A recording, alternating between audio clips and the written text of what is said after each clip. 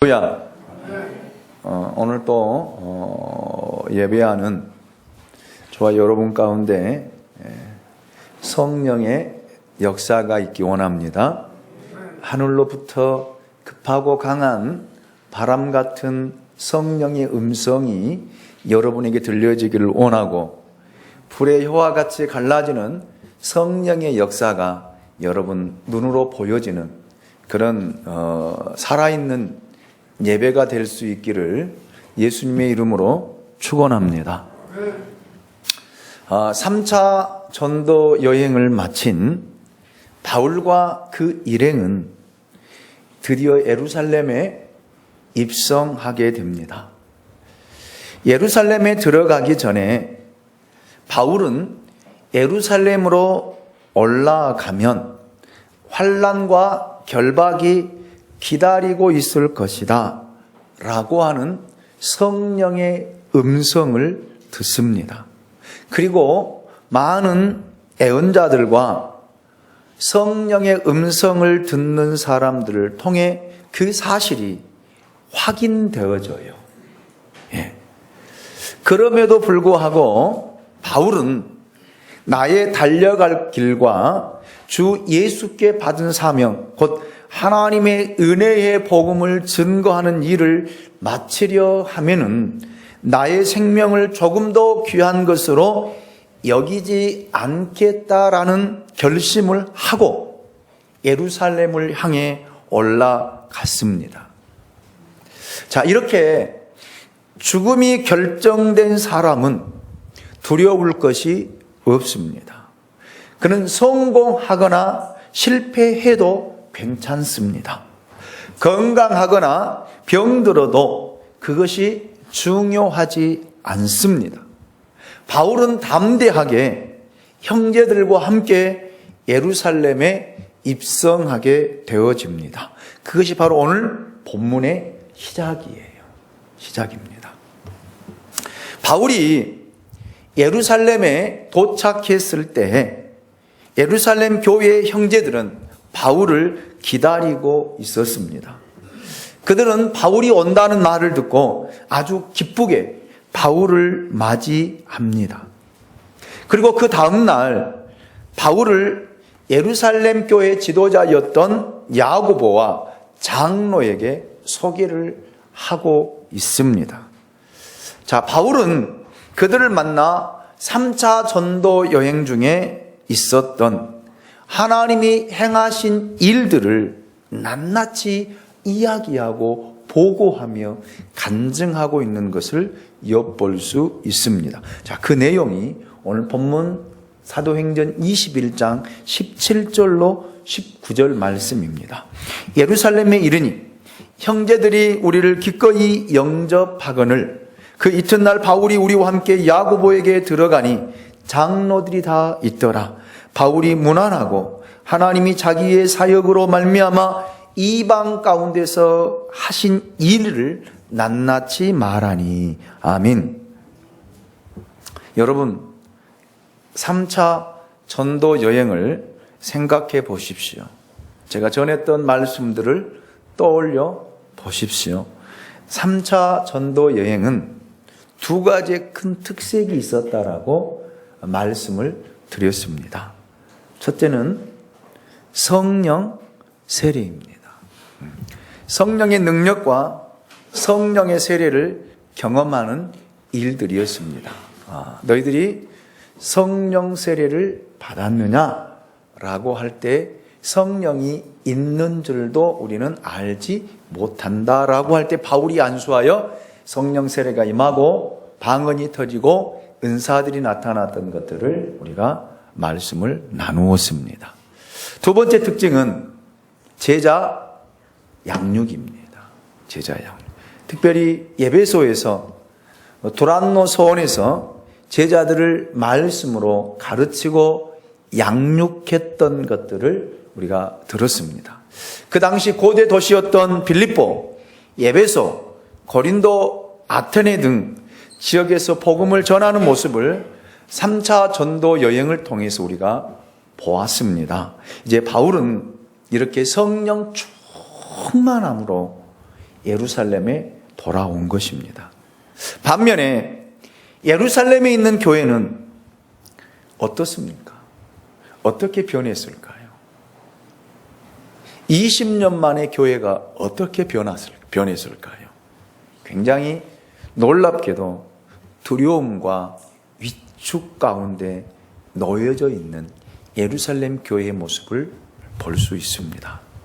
그들이 오순절에 보여주었던 그 성령의 충만함과 성령의 능력과 성령의 권세의 모습은 찾아볼 수가 없었습니다.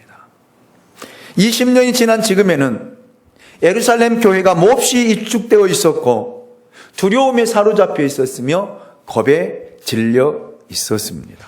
자, 우리 20절 말씀을 같이 한번 읽어보도록 하겠습니다. 같이 읽습니다. 시작. 그들이 듣고 하나님께 영광을 돌리고 바울더러 이르되 형제여 그대도 보는 바와 유대인 중에 믿는 자 수만 명이 있으니 다 율법의 열성을 가진 자라. 아멘. 여러분, 그들은 하나님께 영광을 돌렸습니다. 바울이 겪었던 일들을 듣고 굉장한 도전을 받았습니다. 그러나 그들은 하나님께 영광을 돌렸지만 그 이야기를 듣고 마음에 평안함이 있는 것이 아니라 근심으로, 두려움으로 가득 차 있었습니다. 있었어요. 그들이 성령의 능력을 받고 성령의 충만함을 받고 하나님의 복음이 이방인들에게 들어가고 이방인들 가운데 역사하신 그 하나님의 능력을 경험하고 보았지만 누구 때문에요? 유대인들 때문에 다시 원래 상태로 돌아가고 있는 그 모습을 엿볼 수 있습니다. 그들은 다시 현실로 돌아와 있었어요. 왜? 그동안 많은 박해와 많은 고난이 있었기 때문에 다시 현실로 돌아와 버린 그들의 신앙의 모습을 찾아볼 수 있습니다. 여러 가지 어려운 일들을 계속 겪으면서 능력 있는 사도들이 다 떠나가고 나니까 그들은 몹시 힘들었고 신앙을 지켜내기가 벅찬 거예요. 벅찬 것입니다. 그래서 바울의 이런 승전보를 들으면서 한편으로는 하나님께 영광을 돌렸지만 예루살렘 교회를 중심으로 일어나고 있는 그들의 상황, 현실을 보았을 때 그들의 마음은 어두워져 있었습니다. 어두워져 있었어요. 그래서 바울이 6월절이 되기 전에 예루살렘에 올라가기를 원했던 거예요. 그러나 전도 여행 일정이 여의치 않아서 6월절에 올라오지 못하고 오순절에 도착한 거잖아요. 그런데 예루살렘 교회에 와보니까 사도들이 보이지 않아요. 그들은 여러 지역으로 지금 흩어져 있는 상태입니다. 핍박으로 흩어졌지만 어떻게 보면 이것은 사도행전 1장 8절 말씀을 이루는 오직 성령이 너희에게 임하시면 너희가 권능을 받고 예루살렘과 온 유대와 사마리아와 땅끝까지 이르러 내 증인이 되리라는 이 말씀이 사도들을 통해서 이루어지고 있는 또한 상황을 보여주고 있는 장면입니다. 그런데 사도들이 떠나고 나니까 여러분 교회가 다시 유대인의 핍박 아래에 놓여지니까 원래 상태로 돌아가 버리는, 다시 율법으로 돌아간 그들의 모습을 엿볼 수 있습니다. 이와 같은 상황에서 바울을 만난 예루살렘의 지도자들은 기쁨보다도 염려가 더 컸었어요. 염려가. 자, 사도행전 21장 21절 22절 말씀을 통해 확인해 볼까요? 같이 읽습니다. 시작. 내가 이방에 있는 모든 유대인들을 가르치되 모세를 배반하고 아들들에게 할례를 행하지 말고 또 관습을 지키지 말라 한다 함을 그들이 들었도다. 그러면 어찌할꼬? 그들이 필연 그대가 온 것을 들으리니. 보세요. 여기 그들이 얼마나 염려와 두려움에 사로잡혀 있는지를 알 수 있습니다. 예루살렘 교회 지도자들의 염려는 이런 점들 때문에 일어난 거예요. 첫 번째, 예수는 믿지만 율법의 행위 역시 따라가야 된다라고 주장하는 유대인들이 지금 예루살렘에 얼마가 있다고요? 수만 명이 있다라는 점이에요.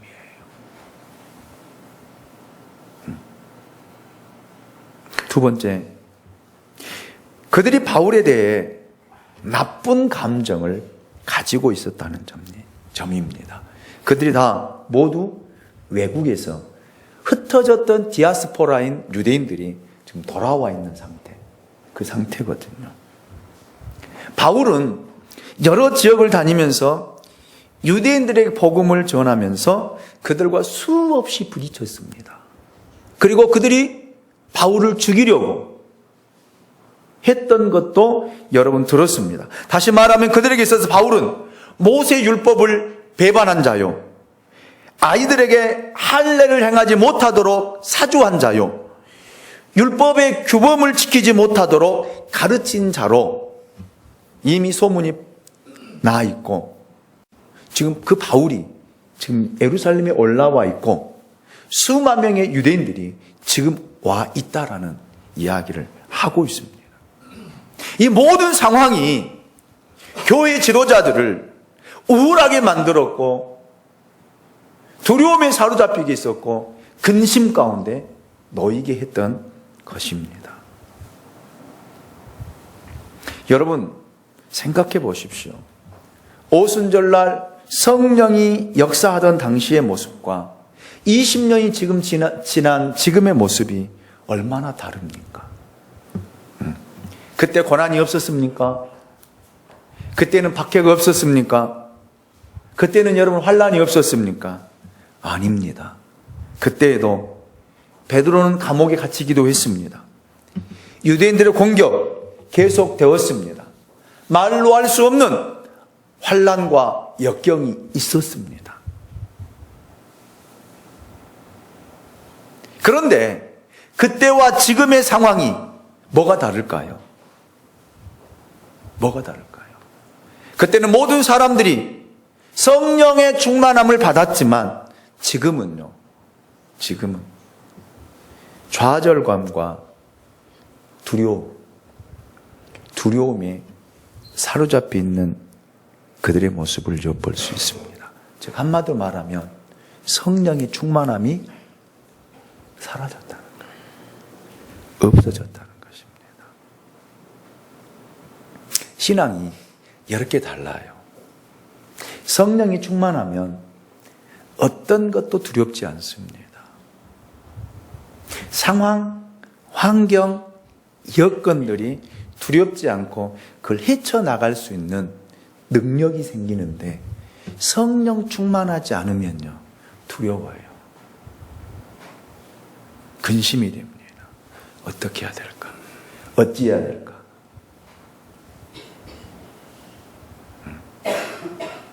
그래서 현실과 손을 잡을 수밖에 없는 거예요.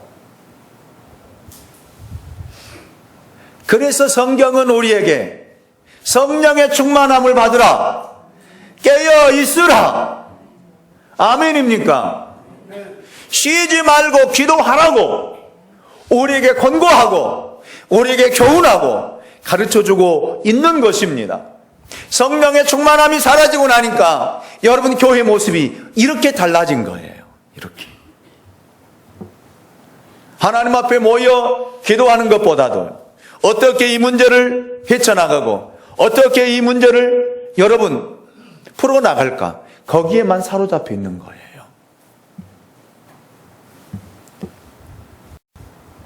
오늘 저와 여러분들도 마찬가지예요. 여러분에게 작은 문제가 생겨서 어려움이 닥치면 성령이 충만한 사람은 그 문제를 가지고 하나님 앞에 나와 하나님 앞에 부르짖고 하나님 앞에 간구하고 하나님 앞에 맡기고 하나님의 역사하심을 보는데, 성령이 충만하지 아니하면요 그 문제 가지고 끌어안고 걱정하고 염려하고 두려움에 사로잡히고 현실 앞에 무너지는 그런 모습을 볼 수 있습니다.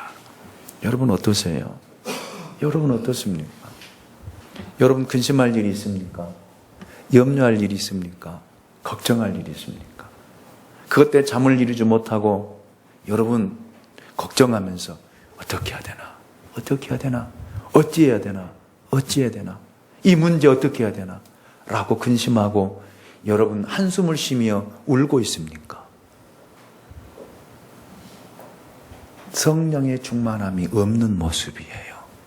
성령이 내 안에 없는 자의 모습입니다. 기도하십시오. 기도하십시오.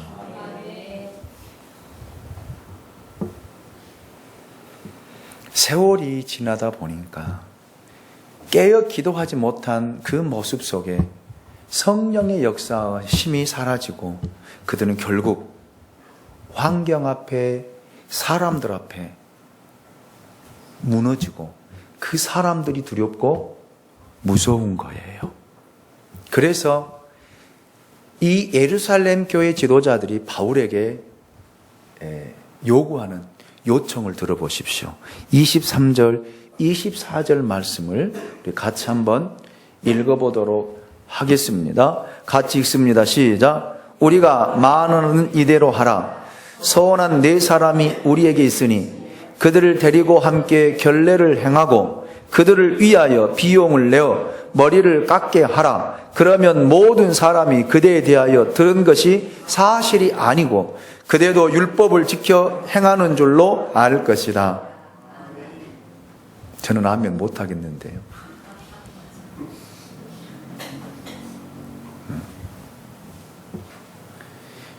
두려움에 사로잡혀 있었던 예루살렘 교회 지도자들이 바울에게 제시한 제안이에요. 즉 뭐예요? 타협하라는 거예요.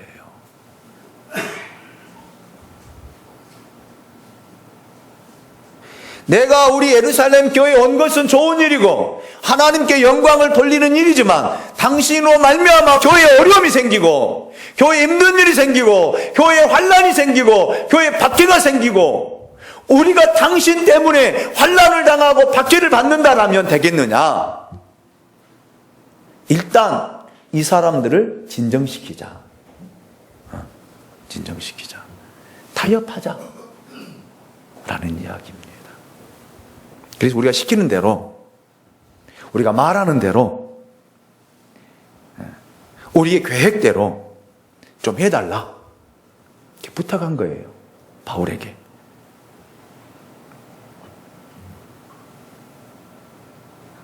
이 말이거든요.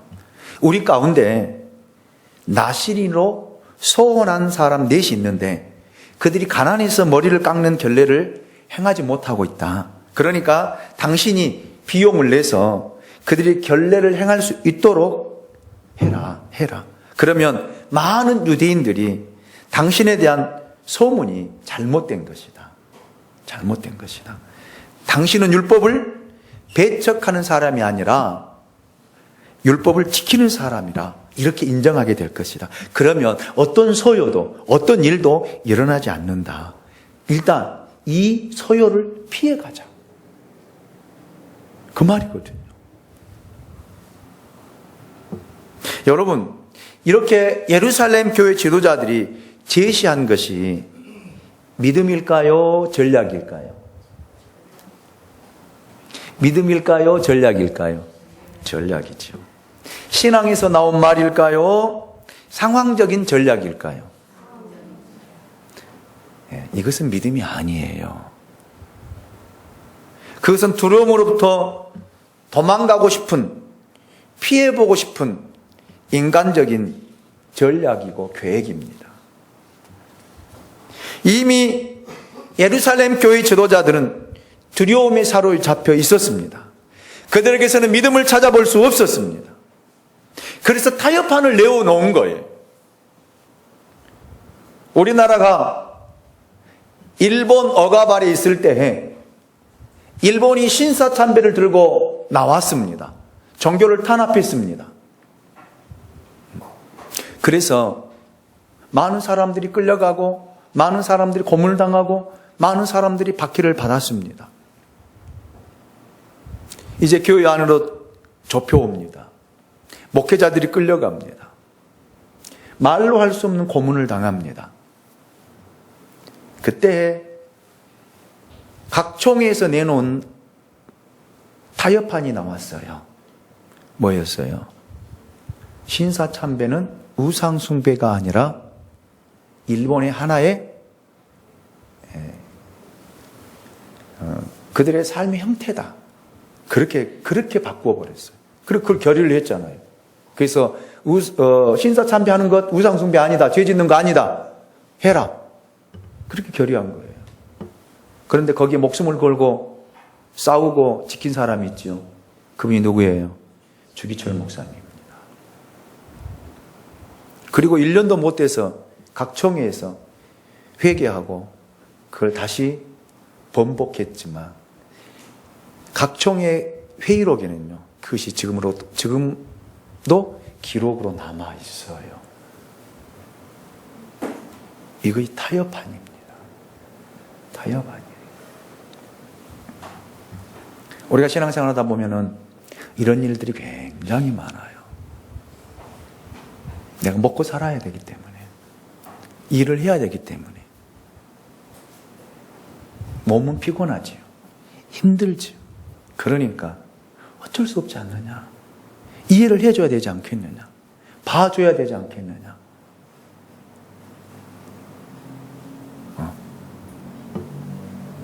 굉장히 논리로 맞는 것 같지만 이게 타협판입니다. 타협판이에요. 믿음이 아닙니다. 순간을 모면해 보고자 하는 인간의 전략일 뿐입니다. 그러면서 그들이 하는 걸 보십시오. 25절입니다. 25절을 같이 읽습니다. 시작. 주를 믿는 이방인에게는 우리가 우상의 제물과 피와 목매어 죽인 것과 음행을 피할 것을 결의하고 편지하였느니라 하니, 이것이 예루살렘 1차 모임에서 결정된 결의안입니다. 그리고 예수를 믿는 이방인들에게 이 결의안 내용을 뭐 했다는 거예요? 편지로 써서 다 보냈다는 거예요. 이 문제는 해결됐어요? 안 됐어요? 됐어요? 안 됐어요? 안 됐어요? 지금 여기에 문제들, 유대인들과 이방인들과의 문제 해결됐어요? 안 됐어요? 참, 목회자는 설교 떼도 되겠어. 바울이 1차 전도 여행 때 이 문제가 생겼어요? 안 생겼어요? 그래서 바울과 바나바가 이 문제 가지고 어디로 와요? 예루살렘에 오잖아요. 예루살렘에 올라와서 누구에게? 이 문제 안건을 제시하잖아요. 그러면서 바울이 책망하잖아요. 이거를 왜 이방인들에게 너희도 지키지 못한 문제를 목에 매우느냐? 기억이 안 나시나요? 허허. 예? 그래가지고 바울이 이걸 문제 해결되고 가지고 다시 가잖아요. 안디옥으로 돌아오잖아요. 그래서 이 문제는 일단락 해결됐어요? 안 됐어요? 됐었잖아요. 야고보 장로가 여러분 이 문제 결의해서 통보하잖아요. 기억들이 없으신가 봐. 어쩌야 되나. 자, 뒤적지적 하지 마시고 집에 가서 여러분들 다시 한번 설교를 들어 생각해 보십시오. 제가 설교했던 내용들이에요. 그리고 자유를 주라고요.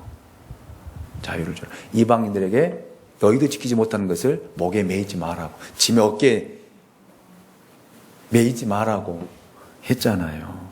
그런데 이 문제가 또 불거진 거잖아요. 또 불거졌어요. 그리고 지금 이 예루살렘 교회 누가 지금 담임 목회자로 있는 거예요. 야고보 장로잖아요. 그런데 유대인들의 이 박해와 핍박 때문에 이 문제를 또 다시 번복해가지고 결의해서 또 이방인들에게 편지를 보냈다는 거예요. 말이 되는 소리입니까? 하나님의 말씀을 손바닥 뒤집듯이 뒤집어야 되겠습니까? 이것이 지금 예루살렘 교회에 놓여져 있는 현실이다 이 말입니다.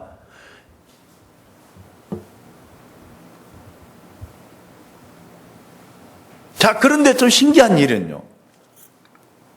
신기한 일은. 자, 보세요. 26절. 바울이 또 해요. 자, 보십시오. 26절 같이 읽습니다. 시작. 그들과 함께 결례를 행하고 성전에 들어가서 각 사람을 위하여 제사 드릴 때까지 결례 기간이 만기된 것을 신고하니라. 아멘. 바울이 돈 들여서 이 사람 머리를 깎아주고 결례를 행하고 또 이들이 소원이 만기될 때까지 기다렸다가 끝났다라고 신고까지 해줍니다. 그러면 제가 묻습니다. 여러분, 바울의 경우는 전략일까요? 믿음일까요? 조금 전에 여러분들이 예루살렘 교회 종교 지도자들은 전략이라겠어요? 믿음이라겠어요? 전략이라겠어요. 그러나 바울은 전략일까요? 믿음일까요? 예? 뭘 것 같아요? 바울은 믿음입니다. 잘 들어보십시오. 잘 들어보세요. 바울은 이미 예루살렘에 올라오기 전에 뭘 각오한 사람이에요? 죽을 각오를 한 사람입니다. 예루살렘에서 어떤 일이 일어날 것이다 라는 것도 이미 알고 준비를 하고 올라온 사람이에요. 환난과 결박이 그를 기다리고 있다는 것 알고 있습니다.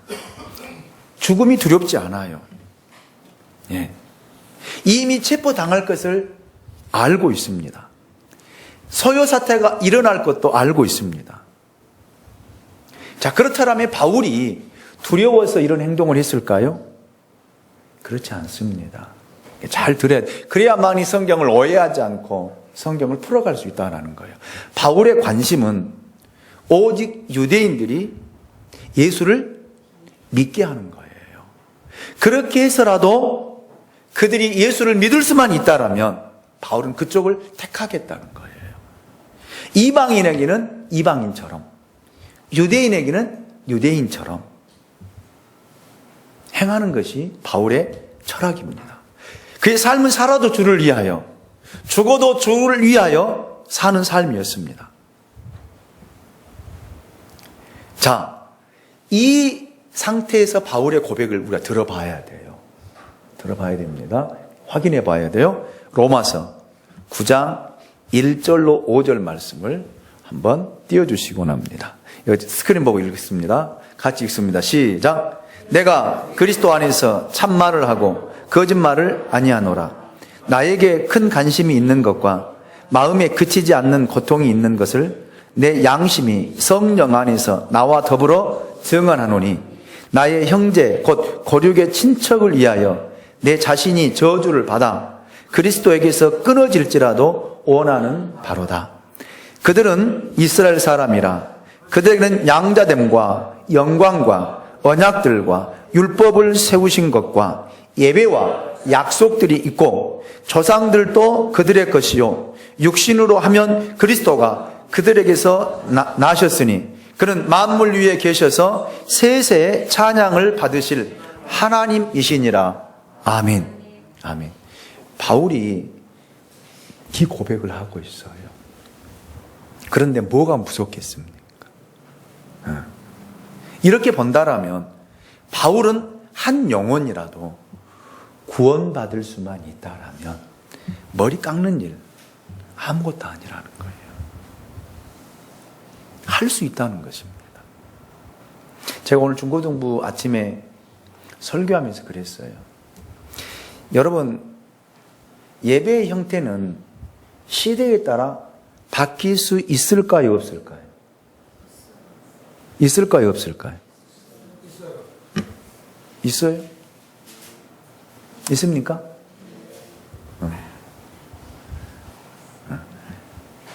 성경에 보면은 예배 형태는 다 바뀌어 왔어요. 바뀌어 왔습니다. 성전 시대와 성막 시대의 형태는 다 달랐어요. 그래서 하나님이 성전을 다윗에게 허락하시고 솔로몬이 지을 때 기구들을 다시 다 만들어요. 뭐로요? 금으로 다시 다 만듭니다. 그런데 하나 바꾸지 못한 것이 있어요. 그게 뭘까요? 뭘까요? 언약궤입니다. 언약궤. 언약궤는 뭐예요? 하나님 임재의 상징이에요. 그 안에는 뭐가 들어있어요? 십계명이 들어있습니다. 아론의 쌍난 지팡이, 그리고 만나 항아리가 들어있습니다. 뭐예요? 말씀은 절대 바뀌어도 된다, 안 된다? 안 된다는 겁니다.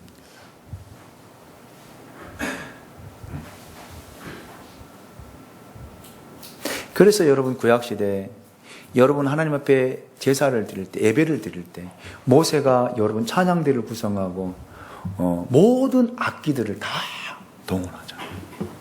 관악기, 타악기, 모든 악기들 다. 그리고 여호와를 찬송하라, 송축하라. 그러면서 중세에 지나서 현대에 들어오면서 예배 형태들이 많이 달라졌어요. 근데 지금도 보수신앙이라고 고집하는 사람들이 있어요. 그래서 예배 시간에 악기를 못 치게 하고. 그런데 원래는 피아노도 원래는 예배 시간에 안 맞아요. 원래 중세 시대 이후를 보면은 여러분 어떤 악기가 어루간이 예배 반주하는 것이 형태입니다. 저도 타악기거든요. 타악기는 교회 안에서 못 치게 했어요. 중세 시대는 그 정도로 엄하게 했습니다. 지금도 큰 교회들은 여러분 본 예배는 피아노 아니에요. 오르간입니다. 오르간이 반주하고 피아노 따라오고 성가대 찬양할 때 피아노가 필요한 거예요. 잘 봐보세요. 그런데 형태들이 다 바뀐다 이 말이에요.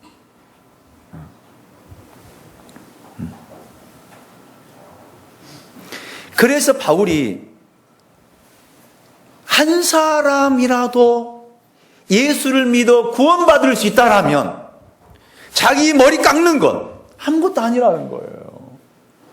결례 행하는 것 아무것도 아니라는 거예요.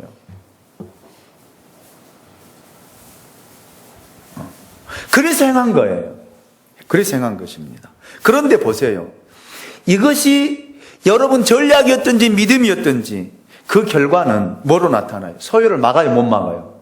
막지 못합니다. 저는 여기서 하나님이 제게 주신 감동을 통해서 깨닫는 바가 하나 있습니다. 그게 뭐냐면 예수는 독하게 믿어야 돼요. 저를 쫓아서 합니다. 예수는 독하게 믿어야 된다. 여러분, 예수는 분명하고 확실하게 믿어야 돼요. 아멘입니까? 세상과 타협하지 마십시오. 세상과 타협하면 분명 편합니다. 타협하면 무엇이든지 쉬울 수 있어요. 그러나 분명한 사실은요, 타협한 사람은 얻는 게 없고 마지막이 비참하다는 거예요. 이 결과가, 예루살렘 교회의 이 결과가 어떻게 이어지고 나타난 줄 아십니까? 하나님이 예루살렘 성전 무너뜨려 버리잖아요. 파괴해 버리잖아요. 그리고 이스라엘 백성들 말로 할 수 없는 환난과 역경을 당하고 여러분 끌려가서 비참하게 결국 죽임을 당하는 그 모습을 보여준 거예요. 저는 여러분에게 이렇게 선포합니다. 여러분 어떤 경우에도 어떤 상황에도 여러분 말씀과 타협하지 마십시오. 생명을 걸고 말씀은 지키십시오. 많은 사람들이 꼭 그렇게 예수를 믿어야 되느냐라고 핀잔을 하고 욕을 하고 여러분 박해를 한다 할지라도 거기에 개의치 마십시오. 여러분 끝이 하나님의 축복으로 영광으로 나타나려면 지키십시오. 그래서 제가 여러분에게 우리 교회에 그저 했잖아요. 주일을 성수하자고 제가 말씀을 드렸어요. 주일이 어떤 사람은 2시간, 1시간 반뿐인 사람들이 너무 많아요. 교회 와서 예배 드리는 2시간만이 주일이고 그 나머지 시간은 모두 내 시간이에요. 자기 마음대로 가고 싶은 대로 가고 하고 싶은 일을 하고 주일을 지켰다라고 이야기합니다. 여러분 그게 무슨 주일입니까? 그게 주일입니까? 아니에요. 주일날 돈 쓰지 말라 해도 안 듣더라고. 안 들어. 좀 시간이 지나니까 해이어져가지고 또 옛것으로 또 돌아갔어.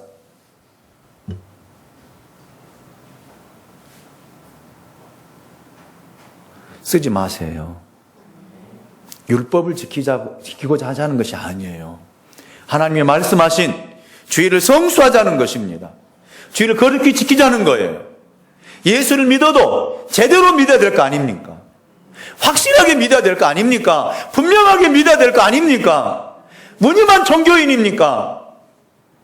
무늬만 종교인입니까? 아니잖아요.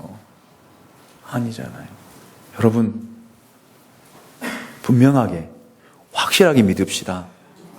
그래서 여러분이 잘 믿음으로 말미암아 여러분 자녀와 후손들이 끝이 아니라 이어지며 축복으로 나타나야 될 거 아니겠습니까? 이것이기 때문에 예수를 믿는 거예요. 아멘입니까? 예.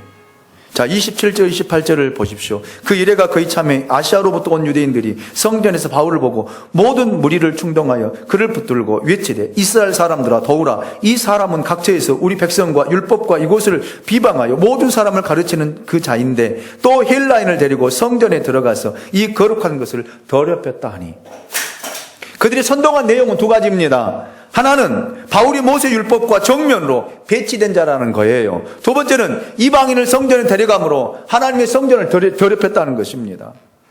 2번째 가지고 백성들을 충동질하는 이 유대인들의 모습을 볼 수 있습니다.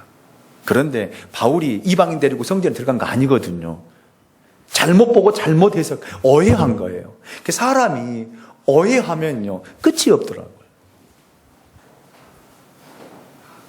쫓아서 합니다. 오해하지 말고 이해하자. 이해하시면 편하잖아요. 자, 볼까? 29절 말씀. 이는 그들이 전에 에베소 사람 드로비모가 바울과 함께 신에 있음을 보고 바울이 그를 성전에 데리고 들어간 줄로 생각함이라. 잘못 보고 잘못 오해한 것입니다. 여기에 끝나지 않습니다. 그래서 소동이 일어난 거예요. 소요가 일어난 것입니다. 30절을 보십시오. 온 성이 소동하여 백성이 달려와 모여 바울을 잡아 성전 밖으로 끌고 나가니 문들이 곧 닫히더라. 예. 바울을 끌고 나갑니다. 그리고 보십시오. 33절, 36절을 보십시오. 쇠사슬로 결박합니다. 그리고 때립니다. 죽이려고 합니다.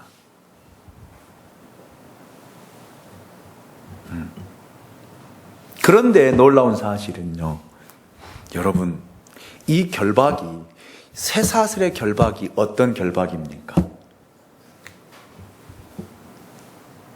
여기 하나님의 뜻이 있더라고요. 여기 하나님의 계획하심이 있더라고요. 여기 하나님의 역사하심이 있더라고요. 할렐루야.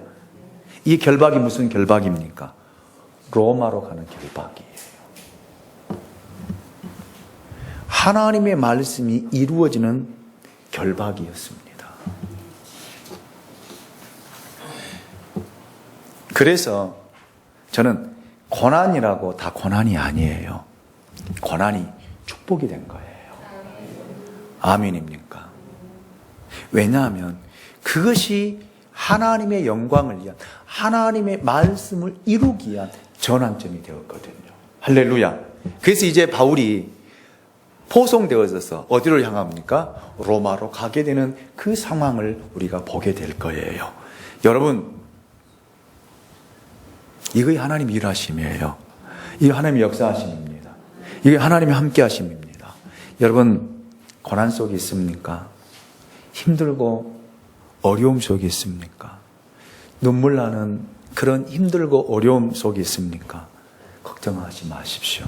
그 고난이 축복이 될 것입니다. 하나님이 바울과 함께 하셨던 것처럼 여러분과도 함께 하실 것입니다. 그래서 타협하지 말자는 거예요. 그래서 현실과 상황에 손 내밀지 말자는 것입니다. 말씀을 붙드십시오. 말씀을 따라가십시오. 말씀 속에 굳건히 서서 여러분의 생애가 하나님의 뜻을 이루고 말씀을 이루는데 쓰임받는 정말 축복의 통로가 되는 믿음의 성도들이 될 수 있기를 예수 그리스도 이름으로 축원합니다. 축복합니다. 기도합니다. 하나님 고맙습니다.